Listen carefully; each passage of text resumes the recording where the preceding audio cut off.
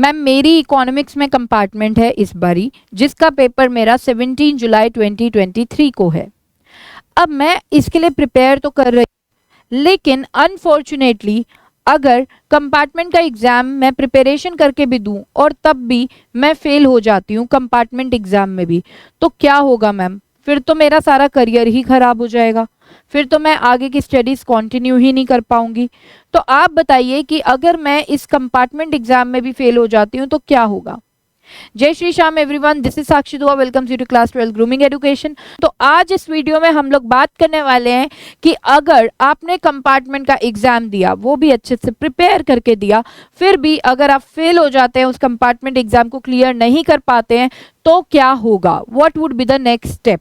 तो आइए बेटा, सबसे पहले तो मैं आपको यहाँ पर ये बता दूं कि देखिए, कंपार्टमेंट एग्जाम जो है अगर आप प्रिपरेशन करके देंगे ना, तो डेफिनेटली कोई सवाल उठता ही नहीं है कि आप फेल हो जाओगे, क्योंकि कंपार्टमेंट का एग्जाम बेटा बिल्कुल ही सेम पैटर्न वाला आने वाला है जो आप एग्जाम अभी देकर आए थे। सेम एग्जाम पैटर्न रहेगा, सेम सिलेबस रहेगा, प्लस प्रॉपर सीबीएसई ने भी आपको टाइम अच्छे से दिया है कंपार्टमेंट एग्जाम को प्रिपेयर करने के लिए। राउंड ऑफ 2 मंथ्स आपको आराम से दिए गए हैं बेटा। तो एक सब्जेक्ट को आप सिर्फ एक ही सब्जेक्ट को पढ़ रहे हो 2 महीने, तो तब भी कंपार्टमेंट का एग्जाम क्लियर नहीं होगा क्या? आराम से होगा, है ना? बस आपको टिप्स एंड ट्रिक्स पता होनी चाहिए। अगर आपको टिप्स एंड ट्रिक्स नहीं पता है तो यहाँ पर मैं आपको एंड में 2 ऐसी ट्रिक्स बताने वाली हूँ कि बस वो कर लेना, तो कंपार्टमेंट एग्जाम आराम से क्लियर होगा, गारंटी है मेरी, अगर आपने वो 2 स्टेप अच्छे से कर लिए जो मैं आपको बताने वाली हूँ।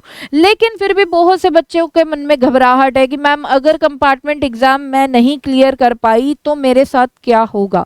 तो बेटा यहाँ पर मैं आपको बता देती हूँ, इन केस आप कंपार्टमेंट एग्जाम को क्लियर नहीं कर पाते हो, जो कि बहुत ही कम चांसेस है, तो फिर आपको नेक्स्ट ईयर दोबारा से उस सब्जेक्ट का एग्जाम देना होगा कंपार्टमेंट का। ठीक है, नेक्स्ट ईयर जब जो ये वाले बोर्ड वाले बच्चे हैं वो नेक्स्ट ईयर जब अपना एग्जाम देंगे 2024 में, तो आपको 2024 में कंपार्टमेंट का एग्जाम दोबारा से देना होगा।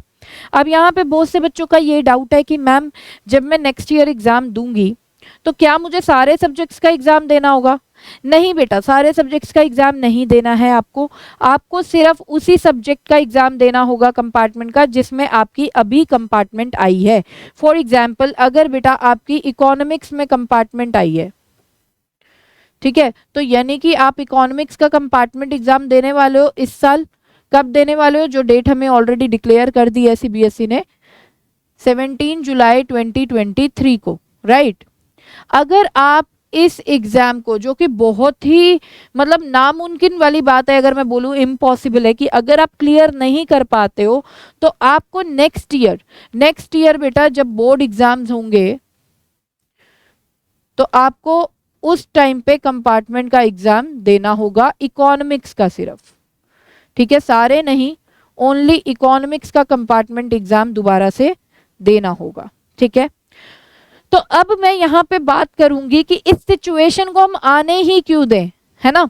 तो इस सिचुएशन से तो हमें बचना है, हमें ये सिचुएशन नहीं चाहिए कि हम 17 जुलाई 2023 को जो एग्ज़ाम दे रहे हैं हम उसमें फेल हो जाएं दोबारा से, राइट।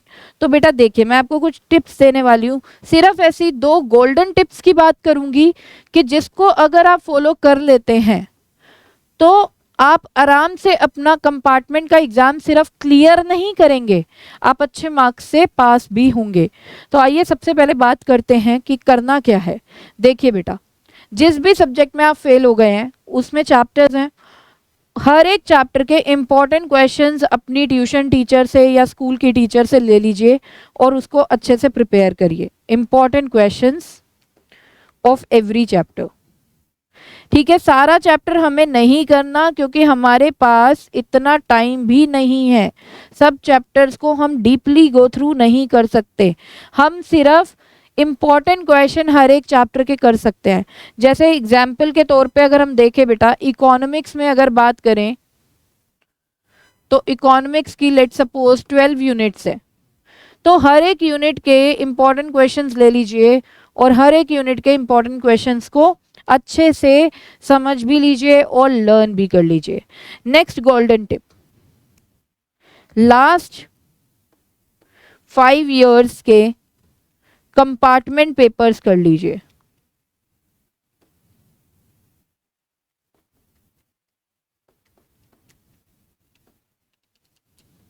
लास्ट 5 सालों के बेटा जो सीबीएसई के पेपर्स हैं कंपार्टमेंट एग्जाम वालों के लिए, वो आप सारे लास्ट 5 सालों के कर लीजिए। 5 सालों के नहीं हो पा रहे, यहाँ पे लास्ट 3-4 साल के भी कर लेंगे तब भी अच्छे से आप अच्छा स्कोर कर सकते हैं।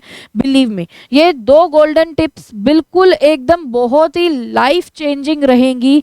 इस टाइम पे आपके लिए एक पूरा टर्न ले लेंगी कि जहां आप ये सोच रहे हो कि मैं शायद फेल हो सकता हूं कंपार्टमेंट एग्जाम में, वहां पर आप सिर्फ कंपार्टमेंट एग्जाम को पास करके नहीं दिखाओगे और बहुत ही अच्छा स्कोर ला के भी दिखाने वाले हो। तो बिलीव मी, ये 2 गोल्डन टिप्स बेटा कर लो सिर्फ, और मैं बता रही हूँ कि आप डेफिनेटली कंपार्टमेंट एग्जाम को अच्छे से क्लियर कर लोगे एंड विद गुड स्कोर। तो आई होप ये वीडियो आपके लिए काफ़ी इन्फॉर्मेटिव रहेगी बेटा। इस वीडियो को प्लीज़ शेयर करें अपने फ्रेंड्स के साथ भी जिनकी कंपार्टमेंट एग्जाम आई हुई है, ठीक है।